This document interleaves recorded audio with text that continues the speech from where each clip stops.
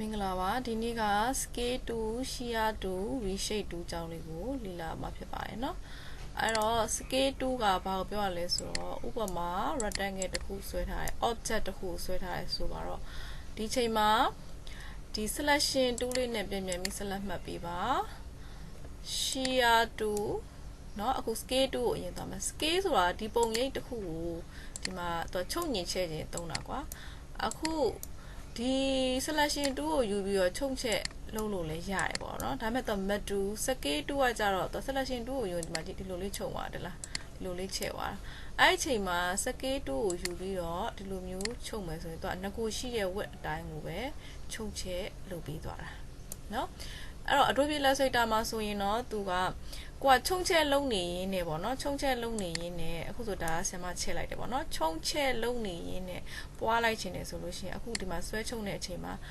လှုပ်ခံနေကြရင် mouse pointer ကိုလှုပ်ခံနေကြရင် alt ကိုဖိပြီးတော့မှလှော့လိုက်ဒါဆိုအပွားပုံစံလေးတစ်ခုရတယ်အခုအရင်ဆုံး mouse ကိုအရင်ဆွဲချုံလိုက်တယ် scale tool နဲ့အဲ့ဒီအချိန်မှာလက်တစ်ဖက်က alt ကိုဖိထားပြီးတော့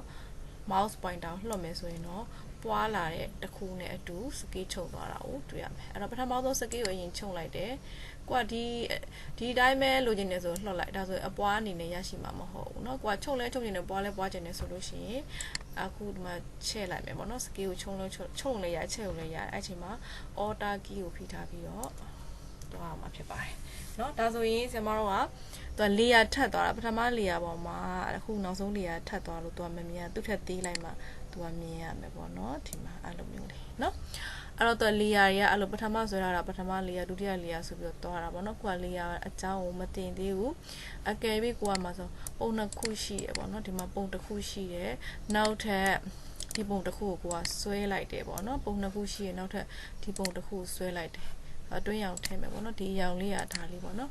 အဲ့တော့ကိုကအဲ့လိုမျိုးမဟုတ်ဘူးဒီပုံပန်းရောင်ပုံကိုအရင်ဆွဲချင်တာအခုကအဝါကိုအရင်ဆွဲမိသွားတယ်အဝါကိုအရင်ဆွဲမိသွားတော့အဝါလီယာဖြစ်သွားတယ်ပန်းရောင်ကိုဆွဲမိသွားတော့ပန်းရောင်ကနောက်လီယာဖြစ်သွားတော့တစ်ခုပေါ်မှာတစ်ခုဖုံးသွားတယ်အဲ့တော့တကယ်တော့အဝါရောင်အပေါ်မှာရှိစေချင်တာပန်းရောင်ရဲ့အပေါ်မှာရှိစေချင်တာဆိုရင်ဘယ်လိုလုပ်ရမလဲအဲ့ဒါဆိုရင်ပန်းရောင်ကို click ပြီးတော့ mouse pointer မှာ right click လုပ်ပြီးတော့ arrange နဲ့ကဘာလုပ်ရမလဲဆိုရင် set to back လုပ်လိုက်ပါပန်းရောင်လေးကိုအနောက်ကိုပို့လိုက်မယ်လို့ပြောလိုက်တာเนาะအဲ့ဒါပေါ့အဲ့တော့သူက arrange နဲ့ကအကြောင်းလေးကိုဒီမှာလေ့လာရမှာပေါ့เนาะပြန်ပြီးအရှိကိုပို့ခြင်းနဲ့ဆို begin to front အဲ့လိုမျိုးအဲ့တော့အနောက်ကိုပို့ခြင်းနဲ့ဆိုရင် right click arrange နဲ့က set to back အဲ့တော့ဒါလေးတွေကိုတိတိကျကျလေ့လာပြရမှာဖြစ်ပါတယ်အခုကတော့ဆင်မ scale tool ကိုဆက်သွားပြပါမယ်เนาะOkay နောက်တစ်ခါ shear tool shear ဆိုတဲ့အဓိပ္ပာယ်ကကြတော့ဘာလဲဆိုတော့ဒီ shear tool ကိုယူလိုက်မယ်ယူပြသွားလို့ရှိရင် shear ဆိုတာဒီမှာကြည့်လိုမျိုးလေးသူရွက်ဆောင်တာရွက်ဆောင်တာမရွက်ဆောင်တာဘယ်လိုရွက်ဆောင်မလဲပေါ့နော်ဒါရွက်ဆောင်အဲ့တော့ပုံရိပ်ကိုရွက်လဲရွက်ခြင်းနဲ့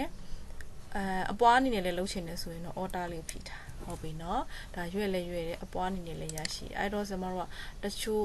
ပုံတွေဆိုအရန်မိုက်တဲ့ပုံတွေဒီမှာဆိုရင်ဆွဲလို့ရပါမှာဖြစ်တယ်ပေါ့နော် Okay ဒါက shear tool ဥပမာကျွန်တော်တို့ကဒီလေးတောက်တစ်ခုကိုဆွဲလိုက်တယ်ဆိုလဲအဲ့လိုမျိုးပဲเนาะ shear လုပ်ခြင်းနဲ့ရွက်ဆောင်တယ်ပေါ့နော်အဲ့တော့ဒီမှာလုပ်လိုက်ရွက်ဆောင်